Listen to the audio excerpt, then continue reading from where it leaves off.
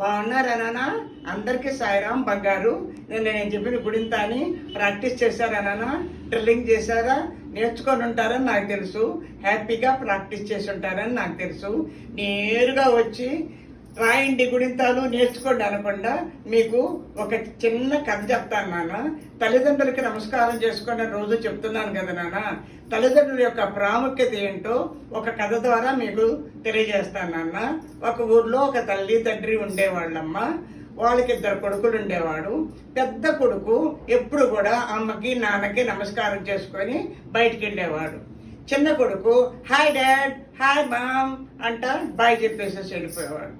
వీళ్ళు పెరిగి పెద్ద అయిన తర్వాత ఈ పెద్ద అబ్బాయి జిల్లా కోర్టు ఉంటుంది కదా, దాంట్లో జడ్జిగా చేరుతాడు.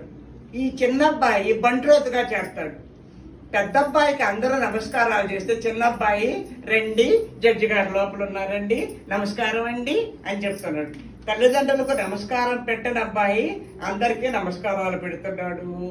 తల్లిదండ్రులకు నమస్కారాలు పెట్టిన అబ్బాయి అందరి చేత నమస్కారాలు తీసుకుంటున్నాడు. కాబట్టి మనం ఏం చేయాలి? తల్లిదండ్రులకి ప్రాముఖ్యత ఇవ్వాలి.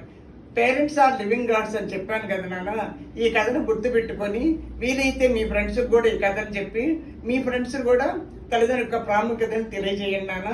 ఇప్పుడు welcome to Sarojini Devi Telugu channel. మనం ఇప్పుడు గుణింతో నేర్చుకుంటాం నాన్న. ఇప్పుడు డాగుణింతో నేను నేర్పిస్తాను. అందరూ వచ్చి శ్రద్ధగా వినండి, చూడండి, నేర్చుకోండి, రాసుకోండి, చదవండి. డాకు దీర్ఘమిస్తే డా,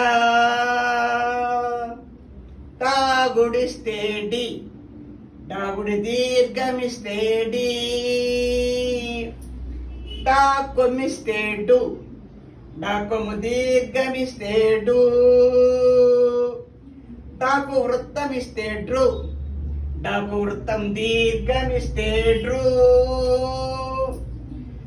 డాకేత్వమిస్తే డే, డాకేత్వం దీర్ఘమిస్తే డే,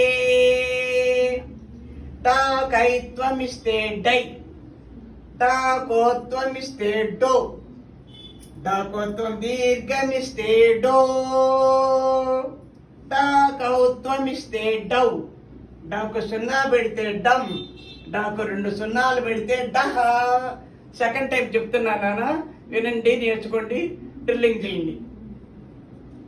డా, డాకు దీర్ఘమిస్తే డా, డాగుడిస్తే డి, డాగుడి దీర్ఘమిస్తే డి, డాకొమ్మిస్తే డు, డాకొమ్ము దీర్ఘమిస్తే డు, డాకు వృత్తమిస్తే డ్రు, డాకు వృత్తం దీర్ఘమిస్తే డ్రు, డాకేత్వమిస్తే డే, డాకేత్వం దీర్ఘమిస్తే డే, డాకైత్వమిస్తే డై, డాకోత్వమిస్తే డో, డాకోత్వం దీర్ఘమిస్తే డో, డాకౌత్వమిస్తే డౌ, డాకు 0 పెడితే డమ్, డాకు 2 సున్నాలు పెడితే డహ.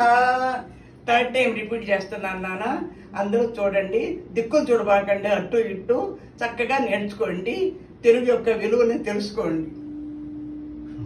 డా, డాకు దీర్ఘమిస్తే డా, డాగుడిస్తే డి, డాగుడి దీర్ఘమిస్తే డి, డాకొమ్మిస్తే డు, డాకొమ్ము దీర్ఘమిస్తే డు, డాకు వృత్తమిస్తే డ్రు, డాకు వృత్తం దీర్ఘమిస్తే డ్రు, డాకేత్వమిస్తే డే, డాకేత్వం దీర్ఘమిస్తే డే, డాకైత్వమిస్తే డై, డాకోత్వమిస్తే డో, డాకోత్వం దీర్ఘమిస్తే డో, డాకౌత్వమిస్తే డౌ, డాకు 0 పెడితే డమ్, డాకు 2 సున్నాలు పెడితే డహ. సో నాన్న, మీకు 3 టైమ్స్ నేను గుణింతాలు నేర్పించాను. మీరు ఇది మళ్ళీ ప్రాక్టీస్ చేసుకోవాలి, డ్రిల్లింగ్ చేసుకోవాలి, చూడకుండా రాయాలి, అమ్మా నాన్నకి నేర్పించాలి. చూపిస్తే అమ్మా నాన్న కూడా, తెలుగు రాని అమ్మా నాన్న కూడా ఉంటారు, వాళ్ళు కూడా నేర్చుకోవచ్చు. మీ ఇంట్లో పని వాళ్ళు ఉంటారు, వాళ్ళు కూడా నేర్చుకోవచ్చు నాన్న. కాకపోతే మీకు చెప్పేది ఏంటంటే, ఈ తెలుగు ఛానల్ మీరు చూస్తున్నారు కదా, దీనివల్ల మీకు కదలీ పాకం అంటారు. అంటే అరటిపండు వచ్చి రోట్లో పెట్టినట్టుగా ఉంటుంది నేర్చుకుంటేను. థర్డ్ టైం చూడండి ఎంత ఆనందంగా ఉంటుందో చెప్పేదానికి. మీరు ఏం చేస్తారంటే ఎప్పుడు కూడా అబద్ధం చెప్పమాకండి. అబద్ధం అనేది వడ్డీ లాంటిది. అంటే ఒక అబద్ధం చెప్తే రెండో అబద్ధం చెప్పాలి, దానికి మూడో అబద్ధం చెప్పాలి. అదే నిజం చెప్తే అసలు డబ్బు లాంటిది. అసలు డబ్బులకి మనం వడ్డీ కడతామన్నా. కాబట్టి సత్యాన్ని వచించండి. సత్యం వద ధర్మం చెర అన్నారు. కానీ నేటి సమాజంలో సత్యాన్ని వధిస్తున్నారు, ధర్మాన్ని చెరసాల్లో పెడుతున్నారు.